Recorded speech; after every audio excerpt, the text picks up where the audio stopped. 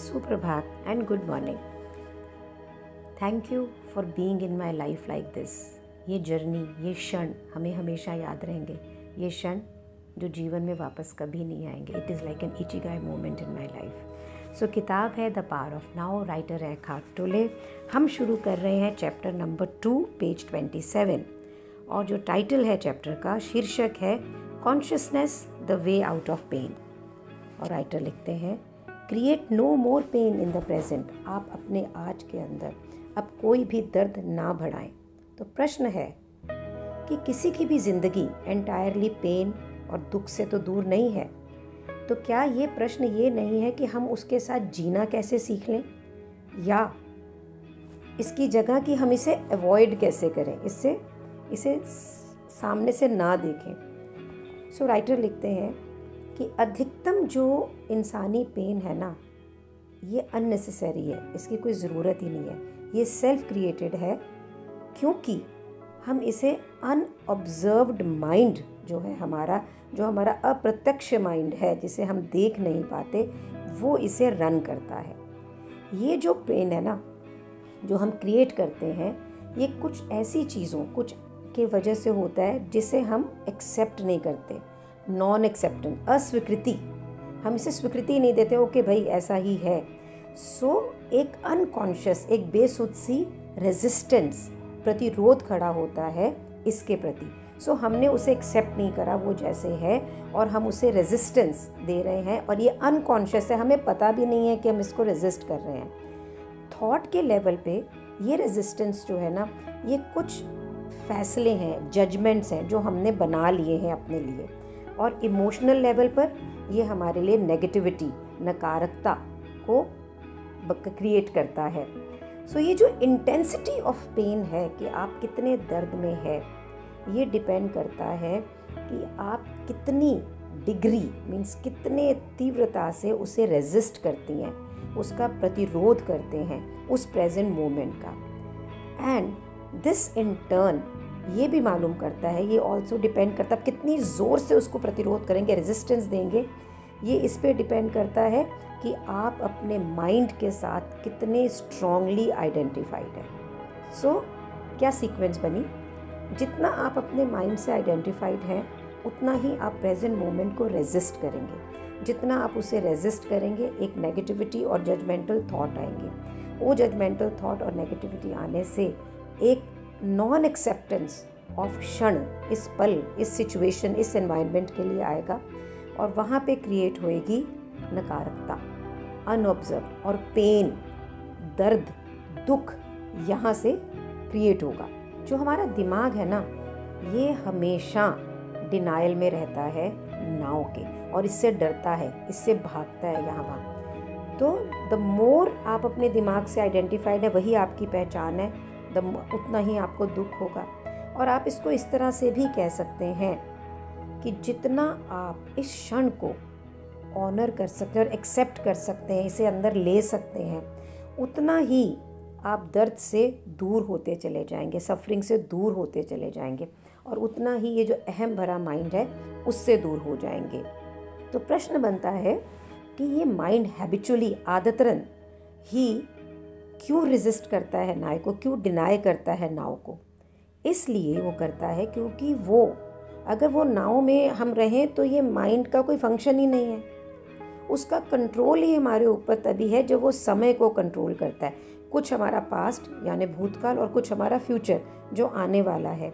अगर हम टाइमलेसनेस को समझ लें, अगर उसके बारे में हमें पता लग जाए, सो नाउ जो ये क्षण है, ये हमारे दिमाग के लिए बहुत थ्रेटनिंग है.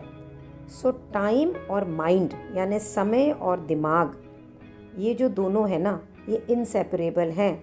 और टाइमलेसनेस को देखना, जब मैंने इसका हिंदी में देखा तो इसका आया कालातीत, काल निक्षेप, कि अगर हम टाइमलेसनेस की स्पेस में चले जाएं, सो हम माइंड के चुंगल से निकल जाएंगे. सो आप ऐसा सोचिए, कुछ ऐसा इमेजिन करिए, या बल्कि सच है कि अगर इस प्लैनेट के अंदर सोचिए कि कोई इंसान हो ही ना, सिर्फ इसके अंदर पौधे हों और जानवर हों, तो क्या यहाँ पे कोई भूतकाल या भविष्यकाल होगा? क्या हम समय के बारे में इसी तरह से बातें करेंगे तो किसी पेड़ से आप पूछिए या किसी ईगल से पूछिए कि भैया आज क्या तारीख है, या तू कल कहाँ जा रहा है, या तूने कल क्या काम करना है, उसके लिए ये सारी चीज़ें बिल्कुल मीनिंगलेस है। वो कहेगा समय क्या है, समय कुछ नहीं है, मैं तो यही हूँ और आज ही हूँ, और इसके अलावा और क्या है। हमें ज़रूरत है इस माइंड की। एकार्ट बड़ी क्लियरली बोल रहे हैं कि ज़रूरत है हमें इस माइंड की, ताकि हम इस दुनिया में प्रॉपरली फंक्शन कर सकें। लेकिन एक पॉइंट ऐसा आता है कि ये दिमाग हमारे ऊपर हावी हो जाता है और ये एक रोग, एक दुख, एक दर्द की तरह हमारे यहाँ डिसफंक्शंस को शुरू करता है। माइंड ये इंश्योर करता है कि वो संपूर्ण रूप से हम पे कंट्रोल करे, इसलिए वो कभी भी आपको प्रेजेंट मोमेंट में आने ही नहीं देता, उसको ढक के रखता है। आप भूत और भविष्य के अंदर ही उलझे रहते हैं। और उससे होता क्या है? उससे ये होता है कि जो आपके जीवन शक्ति है, वाइटलिटी है, जो इनफाइनाइट अनंत क्रिएटिव रचनात्मक पोटेंशियल है हमारा, हम उससे अलग हो जाते हैं। हम जो कि वो नाव का ही हिस्सा है और ये समय से कवर हो जाता है। और जो हमारी ट्रू स्वभाव है, हमारा रियल नेचर है, वो सारा छुप जाता है, क्योंकि उस पर माइंड हावी हुआ होता है। और ये जो increasingly heavy burden of time है ना, ये एक्यूमुलेट होता रहता है, ये इकट्ठा होता रहता है। और हम जितने भी इंसान हैं, ऑल इंडिविजुअल, ये सब इस बर्डन के अंदर दबे हुए हैं और हर मोमेंट, और इसके लिए इग्नोरेंट, हमें पता ही नहीं है और हम इसे डिनाई करते हैं, इसको मानते नहीं हैं कि ये जो प्रेशियस मोमेंट हम मिस कर रहे हैं। और रहता क्या फिर हमारे पास में? It reduces to a mean of getting to our future moment. तो हमारी ज़िंदगी क्या रहेगी? हमको क्या चाहिए, बस उसी के अंदर हम उलझे हुए रह जाते हैं। और यही हमारी दिमाग के अंदर एग्जिस्ट करता है, यही शेष रह जाता है। ये एक्चुअलिटी नहीं है। ये जो एक्यूमुलेशन ऑफ टाइम है ना, ये सिर्फ एक मेरे पास या आपके पास नहीं, कलेक्टिव ह्यूमन माइंड का है। और जो ये अंदर छोड़ता क्या है? एक vast amount of residual of pain, यानी दर्द की बाकीपन, ये सारा रह जाता है जो हमारे पीछे से आ रहा होता है। विपश्यना में जब वो आपको मेडिटेशन कराते हैं, वो आपके मन को अलग अलग हिस्से के अंदर ले जाते हैं। It's a kind of a vibration, एक एनर्जी पैदा होती है जब आप वॉलंटरीली सोच के अंदर ही अंदर अपने मन को लेके जाते हैं। उनको इनका जी बहुत ब्यूटीफुली एक्सप्लेन करते हैं कि जहाँ पे आपको स्थूल वाइब्रेशन एनर्जी फील हो रही है, मीन्स हमारा पुराने के संघारास, हमारे पुराने जो ये पेन है, ये वहाँ पर है। ग्रेजुअली जब आप ये मेडिटेशन करते हैं और ख़ास करके विपश्यना की मेडिटेशन करते हैं, धीरे धीरे आपका शरीर हल्का होने लगता है और ये जितने भी स्थूल ये जो एनर्जी एरियाज़ हैं, ये सारे ख़त्म होने चले जाते हैं। मैं आगे चलती हूँ। अगर आप ये चाहते हैं कि ये पेन आपके लिए आगे क्रिएट ना हो, और आप ये भी चाहते हैं कि जो पास्ट पेन का ये जितना भी रेजिड्यू है ये सब ख़त्म हो जाए, तो उसके लिए क्या करना होगा? हमें स्टॉप करना होगा क्रिएटिंग टाइम। हमें ये रियलाइज़ करना होगा कि हमें प्रेजेंट मोमेंट में ही रहना है, और यही है जो हमारे पास है, और यही हमारे जीवन का मुख्य प्राइमरी फोकस है।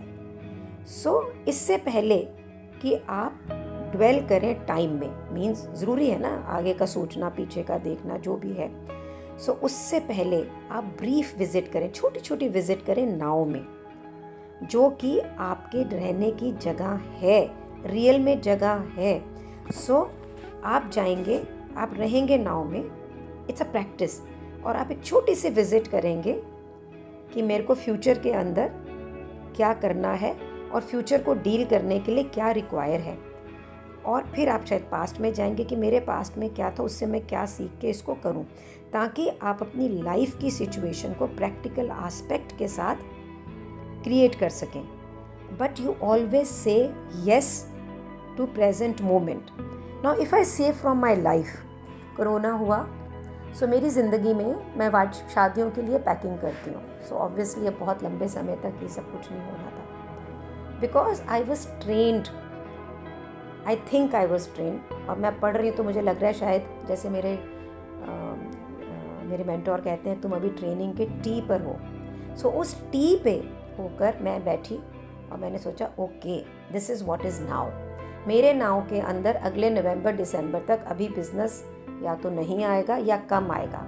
सो how am I going to sustain for my future. पर मेरा जो नाव था उसमें एक मैं सुंदर घर में थी, मेरे पास खाने पीने के सब साधन थे, अपने परिवार के साथ सुरक्षित थी। सो नाव तो मेरा बहुत पावरफुल था और है। सो जैसे ही ये आभास आया देयर वॉज एन उमंग, कोई इनसिक्योरिटी नहीं थी, कोई डिसएम्पावरमेंट नहीं था। वहाँ से मैंने क्रिएट करना चालू किया और इतना ब्यूटीफुली क्रिएट हो रहा है। मैं आज ऑनलाइन ट्रेनिंग कर रही हूँ, आप लोगों से बात कर रही हूँ और लाइफ में एक पहले से भी ज़्यादा बड़ा बिजनेस बनने की संभावनाएं हैं। इसका मतलब ये नहीं कि मैं इसको बहुत बड़ा करने के स्ट्रेस में हूँ, मैं उसे बड़ा करने के लिए जाती हूँ, उसको प्लान करती हूँ और वापस अपने नाव में आके उस पर काम करती हूँ। ये बुक मैं सुबह पढ़ती हूँ और फिर शाम तक इसके बारे में नहीं सोचती, लेकिन एक जॉय है कि इतने लोग मेरे साथ हैं इस जर्नी के अंदर, that gives me immense pleasure. So इसी तरह हम नाव में रह के फ्यूचर की प्लानिंग करके वापस नाव में आए। अगर पास्ट से कुछ सीख लेनी है तो वो भी सीखें, बट वापस नाव के अंदर आए। That is the practice which we need to do. कितनी बेवकूफ़ी होगी, राइटर लिखते हैं, कि हम उस चीज़ के लिए इनर रेजिस्टेंस क्रिएट करें जो वहाँ पर है ही, मीन्स नाउ। उसके लिए रेजिस्ट करने से क्या है? सो अपनी ज़िंदगी को रेजिस्ट करना, क्या ये पागलपन नहीं है? जो ज़िंदगी है वो नाव है और वो हमेशा नाव में ही होगी। So can we surrender, Eckhart पूछ रहे हैं, and say yes to life and see how life suddenly starts working for you rather against you. So let's look at it. So आज इसी मनन चिंतन में रहते हैं कि ये जो ज़िंदगी है, जो नाव है, इसे हम कैसे ब्यूटीफुली एक्सेप्ट करें कि ज़िंदगी हमारे लिए क्रिएट ही होती चली जाए। Believe me, it's a beautiful space to be in. We'll be again together tomorrow. And let's be in this space and do share what you are experiencing. Your sharing leads me to more reading.